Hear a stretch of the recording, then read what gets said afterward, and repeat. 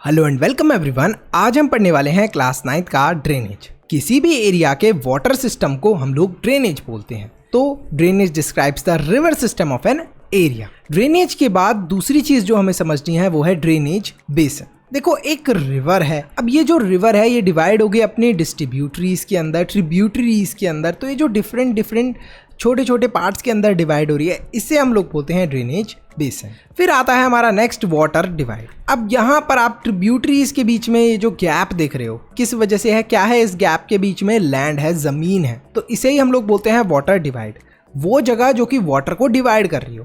अब ज़रूरी नहीं है कि लैंड ही हो, माउंटेन भी हो सकता है। जैसे यहाँ पर देखो माउंटेन था, तो इस वजह से ये दोनों जगह अलग अलग हमारा वाटर अच्छे से डिवाइड हो गया। तो वाटर डिवाइड क्या है, ड्रेनेज बेसिन क्या है और ड्रेनेज क्या है, हमें पता चल गया। अब हम जानने वाले हैं ड्रेनेज सिस्टम इन इंडिया। ये कोई ऐड नहीं है, आपको एक बहुत ही इंपॉर्टेंट इंफॉर्मेशन देनी है। एजुकेशन को इजी और अफोर्डेबल बनाने के लिए हमने एक इम्पॉर्टेंट स्टेप लिया है। आपके लिए हमने रेडी करा है स्पेशल कंटेंट जो आपके एग्जाम में बहुत हेल्प करेगा। इसमें आपको मिलेंगे चैप्टर वाइज टेस्ट पेपर, हर चैप्टर के नोट्स, साथ में कंबाइंड टेस्ट पेपर्स और प्रायोरिटी डाउट क्लियरिंग।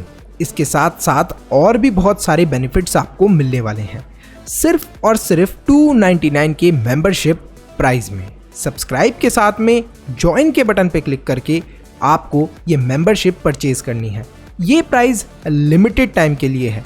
अरे वाह भैया, इतने कम प्राइस में इतनी सारी चीजें, मैं तो अभी मेंबर बन जाता हूँ। इंडिया का जो रिवर सिस्टम है, यानी कि जो ड्रेनेज सिस्टम है, वो जनरली 2 पार्ट्स के अंदर डिवाइडेड है। एक है हिमालयन रिवर्स, दूसरी है पेनिनसुलर रिवर्स। सबसे पहले हम लोग बात करते हैं हिमालयन रिवर्स की। ये वाली रिवर्स ओरिजिनेट होती हैं हिमालयाज से। ये पेरिनियल होती हैं। अब पेरिनियल का मतलब क्या है कि पूरे साल भर इनमें पानी बहता रहता है, मतलब कि ये रिवर्स सूखी नहीं होती। जनरली जो हिमालयन रिवर्स होती हैं ये काफ़ी लॉन्ग होती है। अब बात करते हैं पेनिनसुलर रिवर्स के बारे में। ये सीजनल होती हैं। सीजनल का मतलब ये है कि कुछ समय के लिए ही इनके अंदर पानी रहता है। और कौन सा समय होता है जब इनके अंदर पानी रहता है? जब रेनी सीजन होता है। ये जो रिवर्स होती हैं ये ओरिजिनेट कहाँ से होती है? पेनिनसुलर प्लेटो से। जनरली ये जो रिवर होती हैं ये शॉर्ट होती हैं।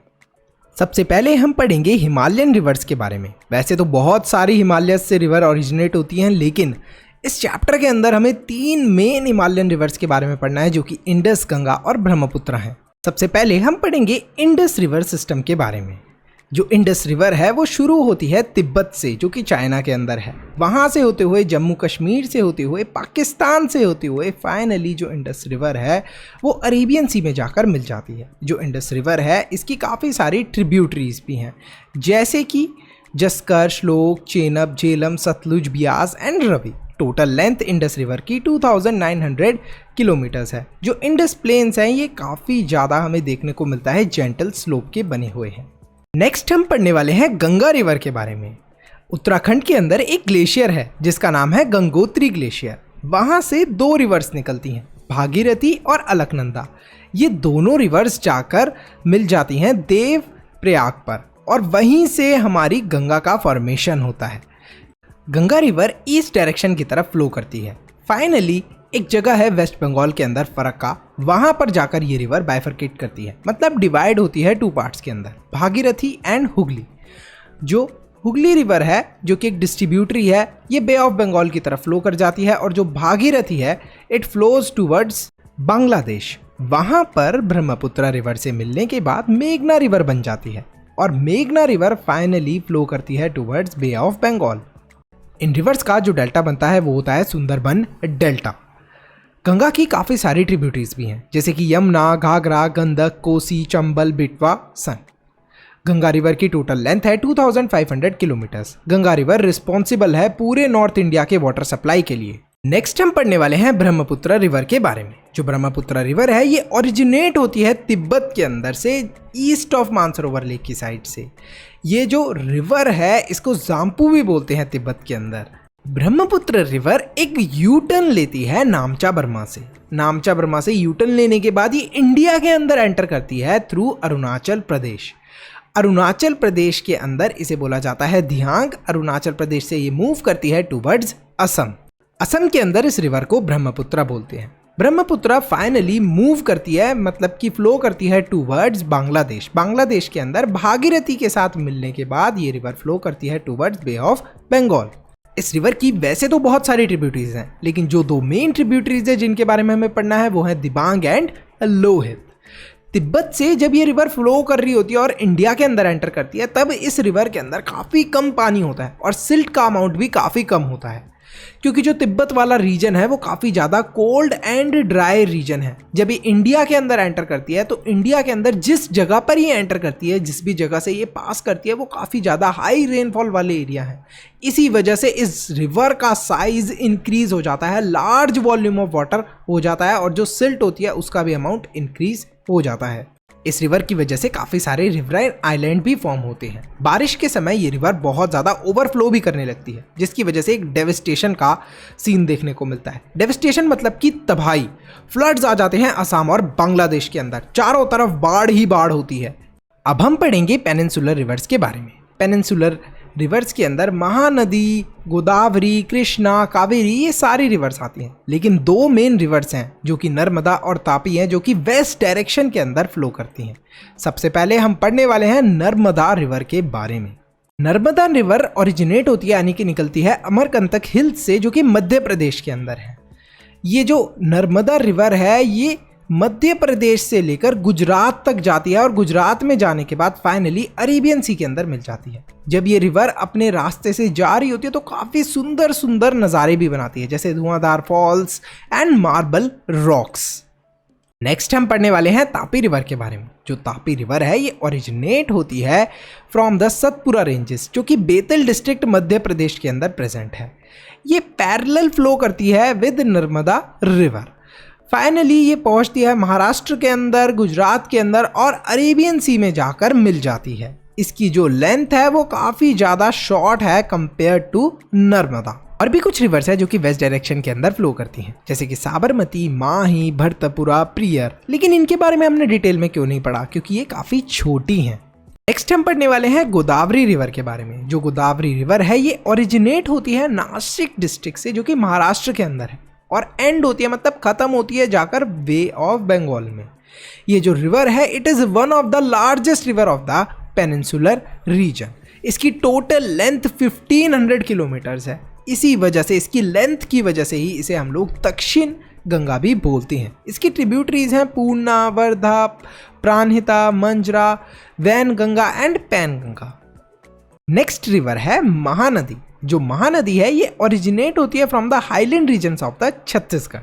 छत्तीसगढ़ से फ्लो करते हुए, ओडिशा से फ्लो करते हुए फाइनली बे ऑफ बंगाल में जाकर मिल जाती है। ये जो रिवर है इसकी टोटल लेंथ है 860 किलोमीटर। नेक्स्ट रिवर है Krishna river. Krishna river originate होती है महाबलेश्वर से और एंड होती है बे ऑफ बंगाल के अंदर। इसके ट्रिब्यूटरीज तुंगभद्रा, कोयना, घटप्रभा, मौसी एंड भीमा है। टोटल लेंथ 1400 किलोमीटर है इस रिवर की। नेक्स्ट है Kaveri river. Kaveri river originate होती है फ्रॉम ब्रह्मगिरी हिल्स, जो कि वेस्टर्न घाट के अंदर है, और एंड होती है बे ऑफ बंगाल के अंदर। ये जो रिवर है ये पास होती है थ्रू कडलो इन तमिलनाडु और इसकी टोटल लेंथ है 760 किलोमीटर। इसकी जो ट्रिब्यूटरीज हैं वो है अमरावती, भवानी, हेमावती एंड कबनी।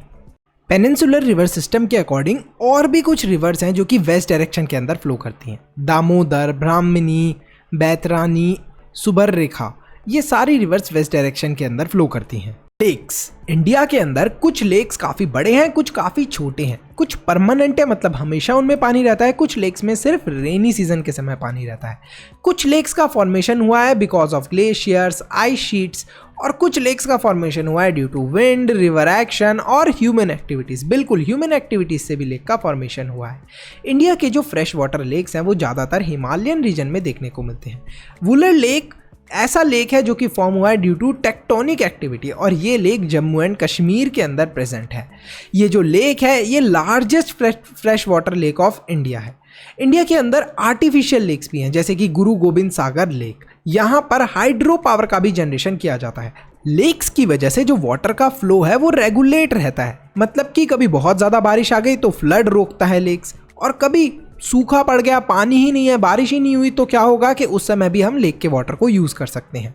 लेक से हम लोग हाइड्रो पावर भी जनरेट कर सकते हैं, मतलब कि इलेक्ट्रिसिटी जनरेट कर सकते हैं पानी की मदद से। साथ ही में हम लोग ये देखते हैं कि आसपास का जो क्लाइमेट है वो भी काफ़ी ज़्यादा इम्प्रूव्ड रहता है अगर लेक्स होते हैं जिस जगह पर। एक्वेटिक इकोसिस्टम भी मेंटेन रहता है। नेचुरल ब्यूटी मतलब किसी भी जगह की सुंदरता भी इंक्रीज हो जाती है ड्यू टू लेक्स। साथ ही में जहाँ पर लेक्स होते हैं वहाँ पर टूरिस्ट भी आते हैं, मतलब कि टूरिज्म भी प्रमोट होता है और एक रिक्रिएशन भी हो जाता है, मतलब लोग वहाँ पर आना पसंद करते हैं जहाँ पर लेक्स होते हैं। Role of river in the economy, जैसे हमारे लिए लेक्स इंपॉर्टेंट है ऐसे ही रिवर भी बहुत इंपॉर्टेंट है। शुरू से ही इंसान रिवर के आसपास रहते हुए आए हैं। रिवर्स को हम लोग इरिगेशन यानी कि अपनी जो भी फल वगैरह है, सब्जी वगैरह है, उनमें पानी देने के लिए यूज़ कर सकते हैं। नेविगेशन के लिए इस्तेमाल कर सकते हैं।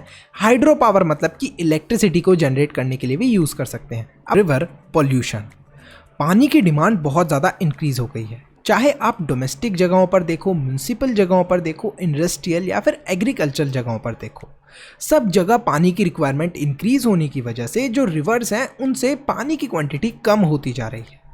पानी की क्वांटिटी तो कम हो ही रही है, साथ में लोग रिवर को पोल्यूट भी करते जा रहे हैं, जैसे कि अनट्रीटेड सीवेज उसके अंदर डाल के, कूड़ा कचरा डालकर, इंडस्ट्रियल वेस्ट डालकर, और इस वजह से जो हमारा रिवर है वो पोल्यूट हो रहा है और अपने आप को खुद से क्लीन भी नहीं कर पा रहा।